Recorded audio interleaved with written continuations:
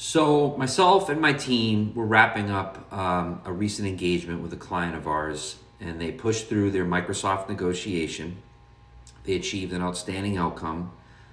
I don't really want to get into the specifics of that, but there was a significant ROI, downstream price protections, interim price protections, investment funding, all the things that they should have, we were able to work with them to achieve. But the reason why I wanted to kind of spend a few minutes on that engagement was a question that I got from the CIO, which was a great one. The question was, okay, so now that we're done with the deal, now that we made the decision to move all in on Microsoft 365 E5, now that we made the decision to increase our Microsoft 365 Copilot portfolio, not as high as Microsoft wanted, but it was a pretty good bump in the size of the commitment.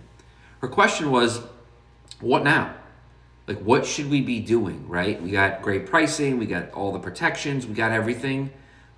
Super excited, but now we're living in it. So any tips, any guidance? And it was a really good question, like I said. And ultimately, what it comes down to, what I told her and her team, was you got to keep Microsoft, you got to keep your VAR, you got to keep them in the room. You got to keep them engaged, right? You have to drive them, unfortunately, to stay committed to what they said to you during the sales cycle, which is there's going to be a value, there's going to be an ROI, you're gonna see it, you're going to be, the pricing, all of this matters, but trust us, this is going to be worth the extra money, this is going to be worth the investment.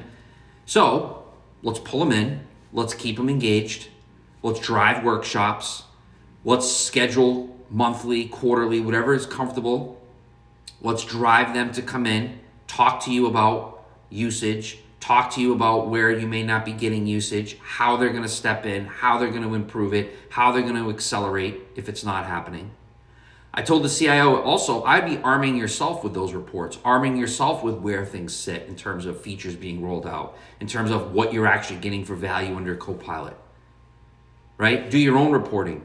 Present that to Microsoft. Present that to your VAR. Now, I think they should go first, but have it at the ready.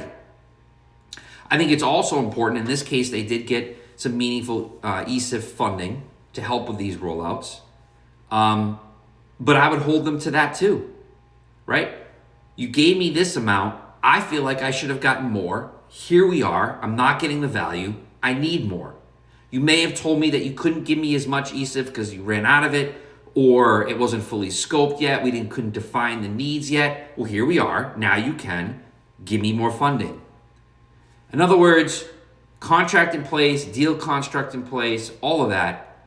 But you have to continue to maintain the messaging that you told them, the expectations that you told them. Drive them to be accountable to the ultimate goal, which is delivery of added value, E5, Copilot. Accelerating, not taking as long as you're hoping it won't. Drive this home, keep them in the room, keep them on task, and ensure that you're going to get what you ultimately need, which is that additional value. And if you're not, what are they going to do? Funding, resources, so forth and so on. Again, the deal needs to be really good when you sign.